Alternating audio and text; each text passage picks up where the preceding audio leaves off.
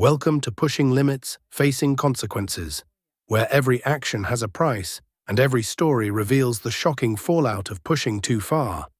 Buckle up, because tonight's tale will leave you questioning the limits of human recklessness. This is Stephanie Melgoza, an Illinois woman whose reckless decision to drive under the influence shattered lives forever. Despite the carnage she caused, Stephanie seemed oblivious to the gravity of her actions. A student at Bradley University, Stephanie's life took a dark turn on April 10, 2022. That night, a deadly DUI crash claimed the lives of two innocent people, an irreversible tragedy caused by her choices. East Peoria officers rushed to the scene, unaware of the shocking encounter they were about to face.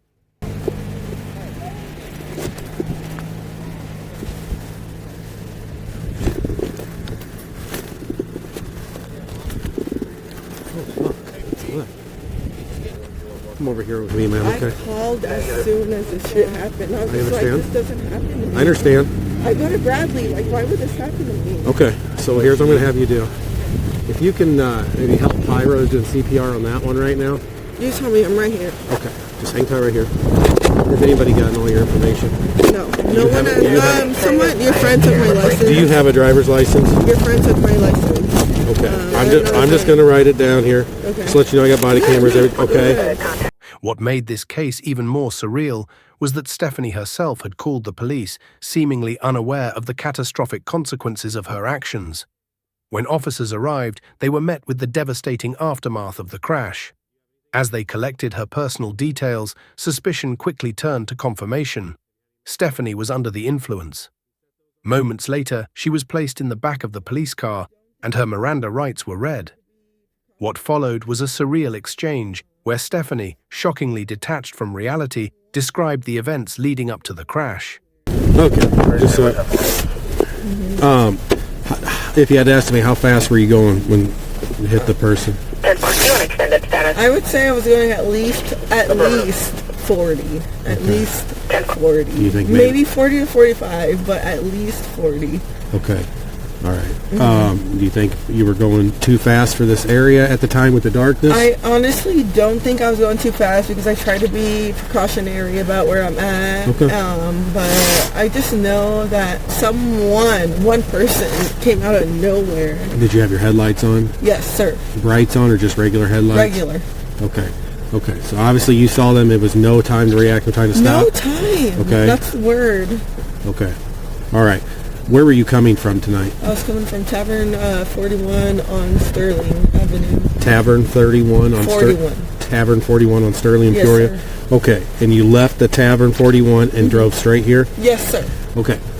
Over the course of the night, how much have you had to drink? I probably had about 3 drinks. What is 3 drinks? Are we talking, what type of drinks? Just vodka. Vodka? Straight vodka or mixed drinks? Vodka and water, so I was staying hydrated, you know. Claiming she was a safe driver, Stephanie's words only deepened the officers' disbelief. Their questioning revealed the chilling details of the accident, a sobering reminder of the devastation that impaired driving can cause. Stephanie Melgoza's night spiraled into a devastating chain of events, all starting with a claim that sent chills down the officer's spine. She didn't see the car. It came out of nowhere. Her tone carried a mix of confusion and entitlement as she boldly asserted that she could choose whether or not to take a DUI test, completely oblivious to the gravity of the situation. As the officer ran her ID and license plate, the tests began. But what he didn't anticipate was Stephanie's reaction, a casual, almost mocking laughter that echoed through the night. Then came the moment of undeniable truth. The breathalyzer revealed her blood alcohol level, twice the legal limit. She stumbled through the walking and eye tests, failing each one with the same unsettling smirk. Finally, the officer had no choice but to place her under arrest. But Stephanie? She laughed once more, her drunken haze blinding her to the seriousness of what she'd done. Just so we're clear, I'm going to undo your seatbelt, okay? I'm sorry, we're good. There we go. Okay, so you understand what we're going to do? First off, I'm going to let you know the you did hit 2 people total. I did not. You did. I didn't. Okay, okay. However you want to word it to yourself, that's fine. Okay, I'm just telling you, there's 2 people struck by your vehicle and both are dead. I did not hit the Okay. people. I can tell you right now. Okay, well, I'm just telling you the two people that hit Why your would I car. call Ma'am, listen. 911 if 2 lives lost, 2 families shattered, and yet Stephanie couldn't or wouldn't grasp the horror of her actions. Even as she was informed of the deaths, she refused to believe it. Her detachment from reality was both shocking and heartbreaking. On the way to the hospital, she made a chilling admission.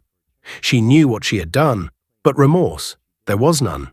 Instead, she disrespected the memory of the victims in the most brazen way imaginable, asking the officer for more drinks. I want to go to Vegas. My friend's taking me to Vegas. It's going to be so fun.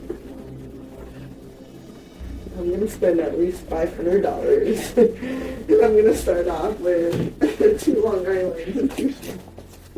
Yes. You ever had enough of drinking already? We're talking about Vegas. There's no limit at Vegas, right? Have you been there? She laughed, she sang, and showed no hint of regret. And when the reality of her situation began to dawn on her, her concern wasn't for the lives she had destroyed. Number Stephanie worried about her car. How would she get to school tomorrow? For the officer, this was the breaking point. Stephanie's flippant attitude and utter disregard for human life were too much to bear.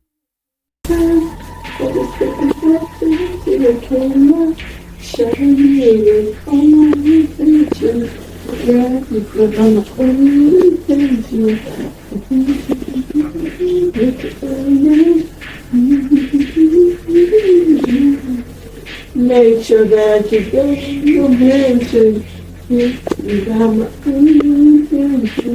Shut up. Dad, oh, hey, you never answered me about my car. Like, I school tomorrow, so how do I get my car for tomorrow? Well, your car is totaled. It's what? Your car is totaled. Told? Totaled, wrecked. Okay, so how do I get it here? You don't.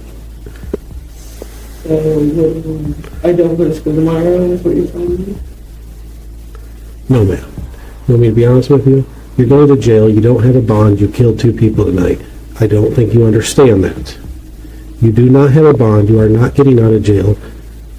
Your car is property of East Peoria Police Department because it's a crime scene.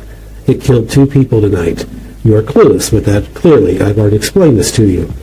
You're going to jail for reckless homicide tonight. You're going to jail for aggravated DUI for killing 2 people. That's what's going on. So no, you're not going to school tomorrow. You're not getting your car out of impound. Okay, the Tuesday in my night class. Did you just hear what I just told you? You said I'm not going tomorrow. I'm talking about Tuesday. Did you hear when I said You that said I'm going to jail tomorrow. you're going to jail when we're done here? Yes. Did you understand what I told that you killed 2 people tonight? Yeah, so I'm just wondering when I can go to school. Okay, we're done. Stephanie Melgoza was ultimately arrested, pleading guilty to 2 counts of aggravated DUI resulting in death and 2 counts of aggravated reckless driving. Her sentence, 14 years in prison, a punishment many would argue is far too lenient for the lives lost and the grief inflicted.